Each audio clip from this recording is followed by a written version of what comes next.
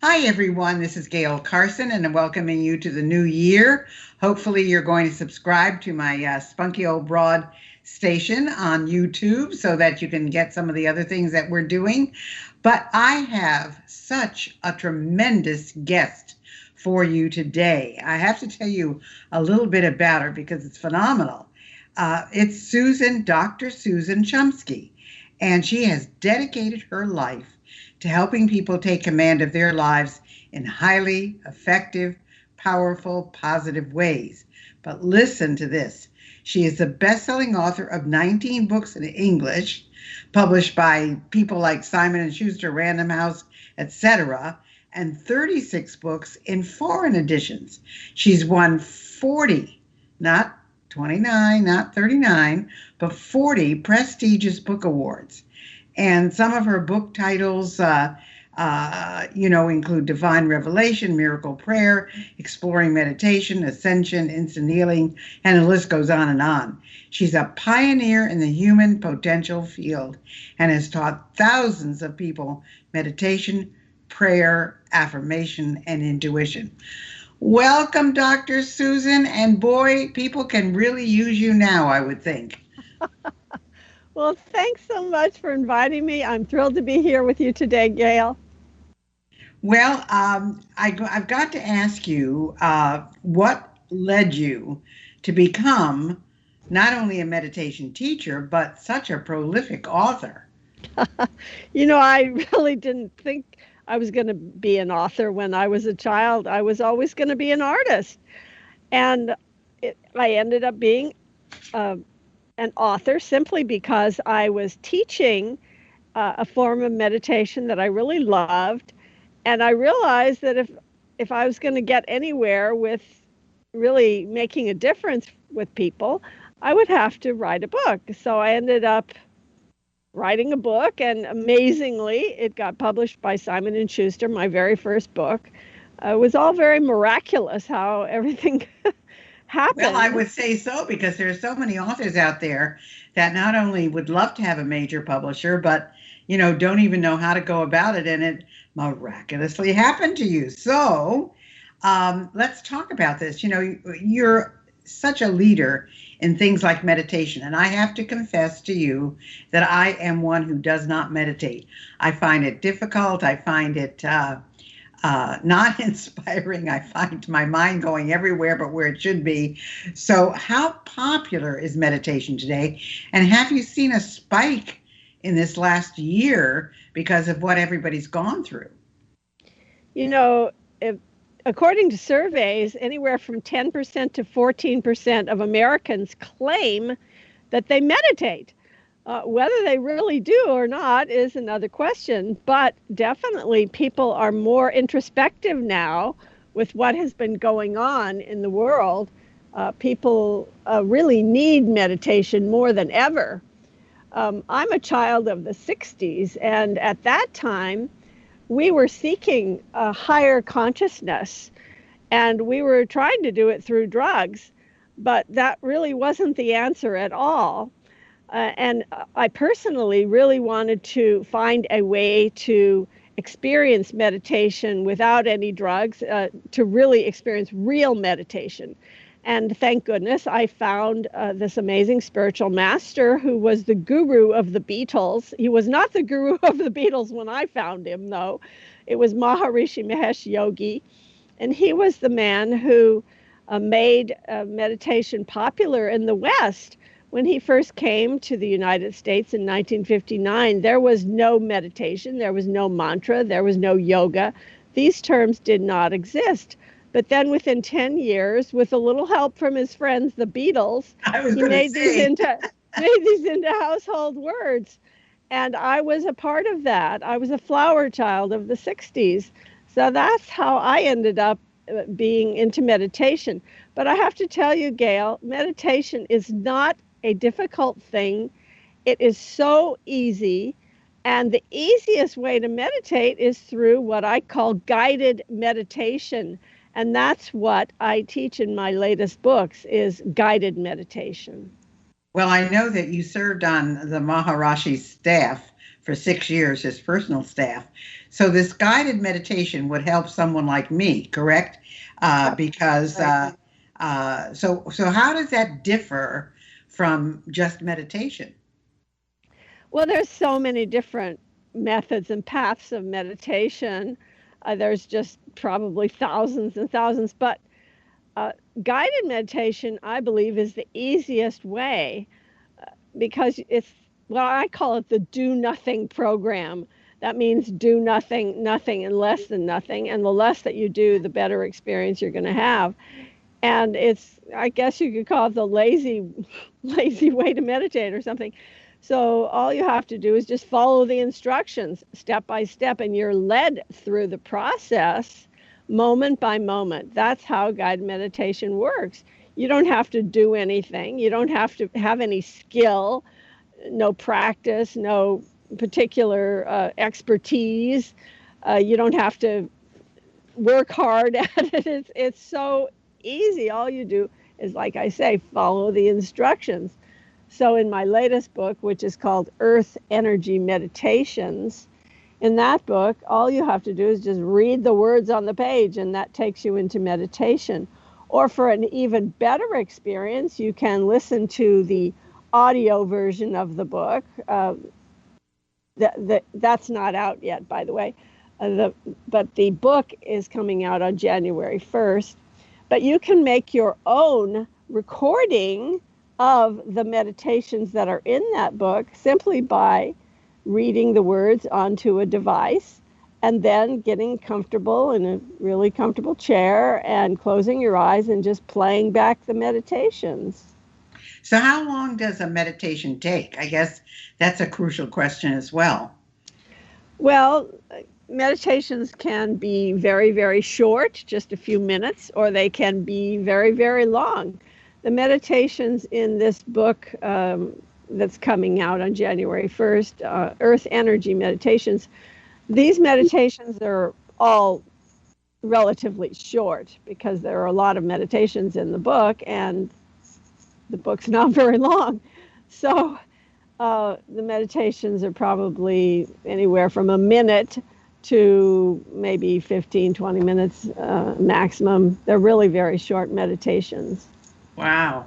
So you talk about an energy sponge and an energy vampires.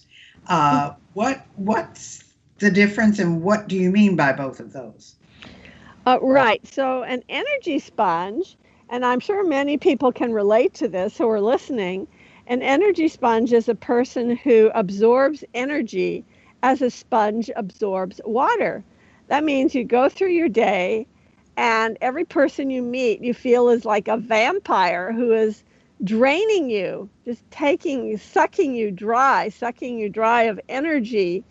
And then by the end of the day, you're so exhausted because you feel like everyone has just been parasite in your environment, all the people around you. And all you can do is just collapse at the end of the day. You're so exhausted. So that would be an energy sponge. And in fact, this is so common. Many people experience this. People who are empathic experience this. And I think that probably many people listening to this show are very sensitive, very empathic people. And you can relate to this kind of experience. Well, I would think it happens a lot in business. I would think that managers and leaders get sucked out of their energy every day. But a good leader and a good manager would probably find this invigorating because they would be able to help people and change people and work with people and educate people. So how can a person overcome energy drain? Well, there's many techniques for this that I've included in this book, Earth Energy Meditations. I'll teach you one of those right now. It's a very simple affirmation that you can use. And I promise you, if you do use it, it will really transform your life. It is so simple to just use this affirmation and to gain more integrity and inner strength and inner power. So here's a very simple version of it. I call it the self-authority affirmation. And it goes like this. I am in control. I am one with spirit. I am the only authority in my life. I am divinely protected by the light of my being. I close off my aura and body of light to the lower astral levels of mind, and I open to the spiritual world. Thank you, God, and so it is. Wow, that is easy. There's no question about it. Wow. Yes. Yeah, I have to say, Susan, that I have such a positive mindset that it's hard for people to drain my energy, if you know what I'm saying. I don't allow those people in my life. And if they have to be there because they're family or something, I try to cut it off as soon as I can, because some of them just like to whine. But again, if it is a family member, I mean, friends or acquaintances or even peers that you work with, it's difficult to get away from them because they're with you. So how can a person detach themselves from negative influences from other people? Oh, that's a great question. And I recommend that you use something I call the psychic tie cut. And in my book, Earth Energy Meditations, I call it defeating energy vampirism, basically. And it's just basically cutting what I call karmic ties or psychic bonds, binding ties to people around you. And it's important to understand that cutting psychic ties is not going to cut you off from those people. In fact, you'll have more loving, more intimate relationships with these people if you do cut psychic ties each day with everyone that you live with and everyone you work with. And it's a very simple process, and it goes like this. You just say the following affirmation. I call upon Spirit to lovingly cut psychic ties, karmic bonds, and binding ties between myself and all energy vampires that have been draining me. I now cut any and all binding ties between myself and then you name the person, you put the person's name there. These ties are now lovingly cut, healed, lifted, dissolved, released, and let go into the light of divine love and truth. I am in control.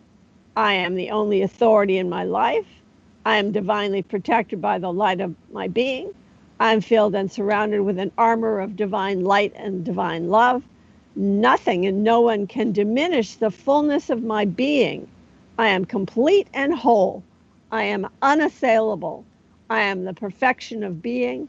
I am perfection everywhere now. I am perfection here now. Thank you, God, and so it is.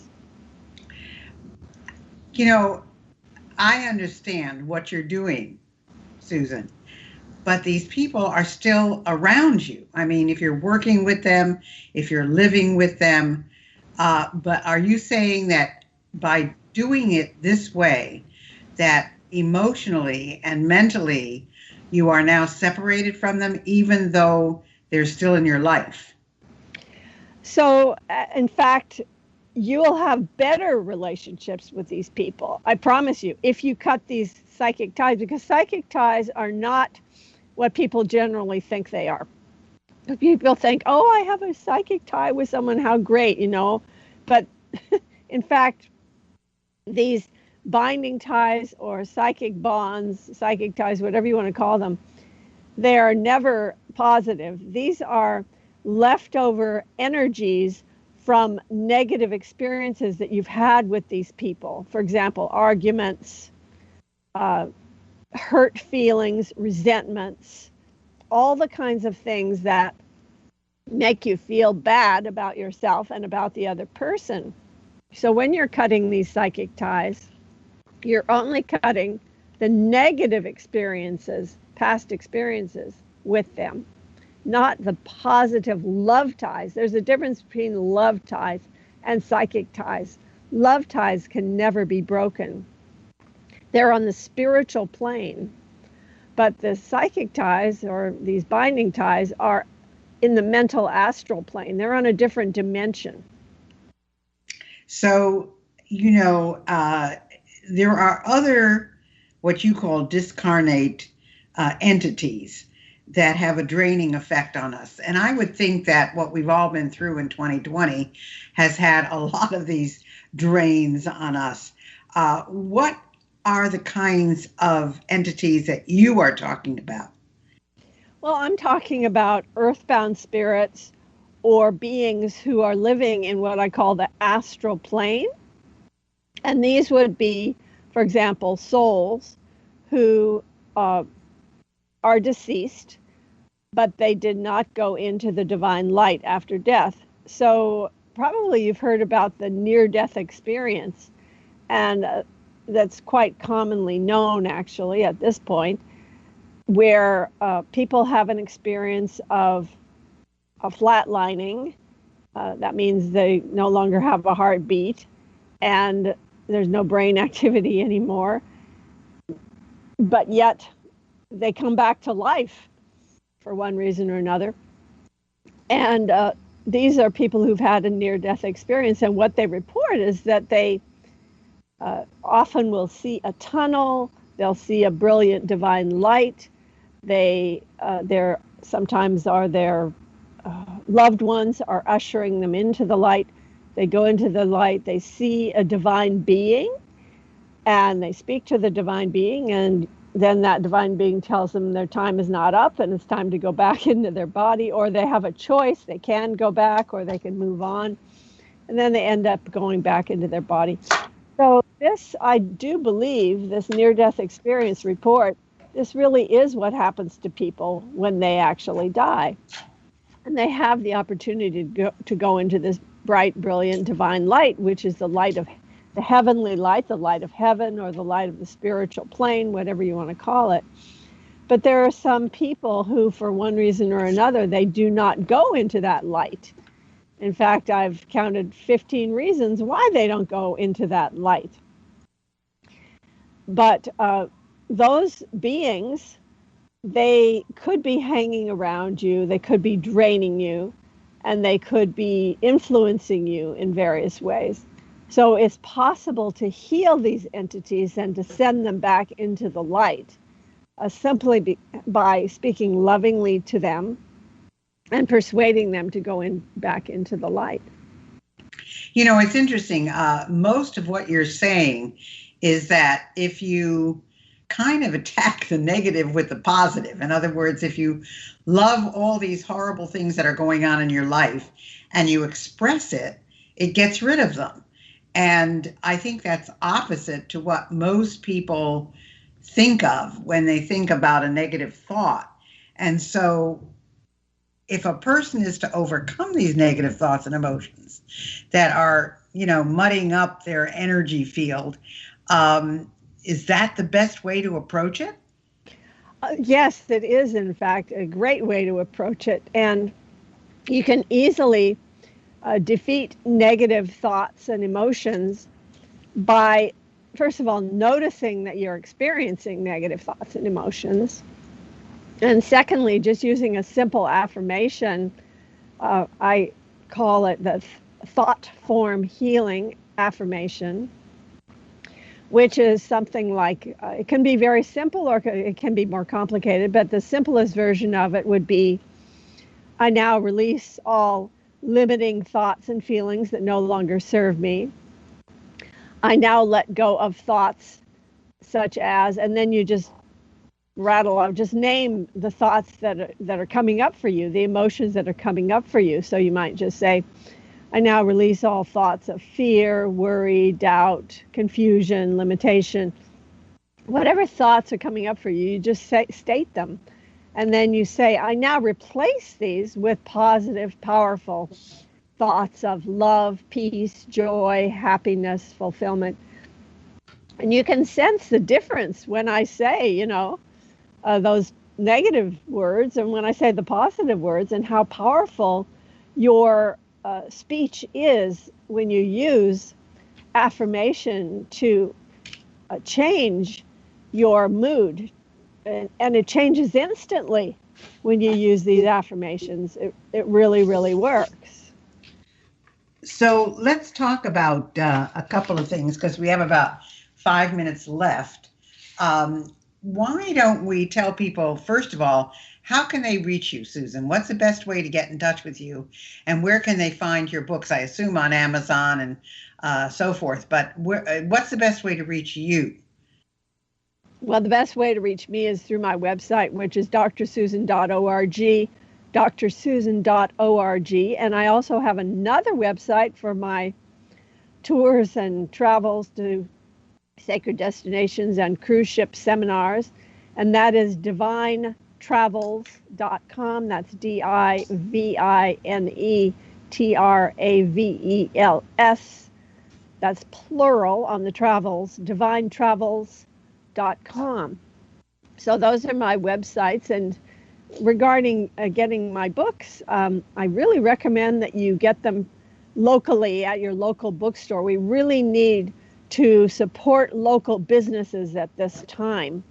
And there's a website called Earthbound, which can help you to find the bookstores in your area where you can order my books. So Earthbound.com is a good way to purchase my book, but you can also get it at all the usual retailers, Barnes & Noble and Amazon and so on. Well, you've got a ton of books to choose from, so people that's for sure who go to these sites will certainly find a couple of different ones. You know, it's interesting, Susan, for me, I used to harbor resentment to people who had wronged me, okay? And I learned to forgive. And by learning forgiveness, not meditation necessarily, but by learning forgiveness, I found a lot of pressure and stress was relieved because I thought, I've forgiven them. I don't have to deal with them again. I've forgiven them, and I know what to expect now. And it freed me from a lot of things. So I guess maybe that was my own form of meditation. But I'm going to try to practice some of the things that you've said because I think they're important, and I think they're more important now than ever. And I would say this, I have a question to ask you. What was the greatest thing you learned while serving with the Maharishi? I think the greatest thing I learned while on Maharishi's personal staff was how to meditate, frankly, and also how to become my own self-authority, let's say, to stand up for myself and truly realize my own value and worth. That's wonderful. I mean, that's an important thing. And luckily it came to you earlier than it comes to a lot of people. So I think that's fantastic. So remember, folks, now go to drsusan.org. You're going to find a lot about her there. You can go to the Indie, and that's INDIE, isn't it? Or is it Earthbound? Yeah. Yeah, INDIE. Earthbound for the books to find out where they're being sold. And I concur with Dr. Susan in supporting local businesses. For years ago, I was a speaker at the Booksellers Convention, and I can tell you that the amount of independent bookstores then and the amount of independent bookstores now has greatly diminished. So they can use every single bit of help that you can give them. So do take advantage of that. Well, Dr. Susan, it has been a delight today to hear some of the things that you have to offer, not only to our audience, but to everyone. And you're starting to make me a believer. You're starting to make me believe that this is something I should do. And I'm putting all new intentions forward for 2021. And I think meditation will be on my horizon. I mean, I'm a very positive thinker and I'm very great at forgiveness. So meditation will just be one more a tool in my arsenal of making sure that everything goes well for 2021. And I got I haven't gotten it yet, but I got notified that I am on the list for a vaccine. So I'm waiting for my appointment. I've emailed them and they emailed me back, said they will be in touch very soon. So I'm looking forward to that. Thank you so much for being with us, Dr. Susan, and best wishes for the new year. Well, thanks so much for inviting me. I really enjoyed speaking with you today, Gail. And yes, try meditation. It's so easy and has so many benefits, especially for health, well-being, all kinds of health, spiritual, mental, emotional. Fantastic. Thank you. Thanks for listening, and I hope you enjoyed today's show. I choose my guests carefully, so if you have someone you'd like me to interview, please drop me a line at gailcarson13@gmail.com. In the meantime, check out my intro program, Mindset Matters, at www.sobmindset.com. See you next week.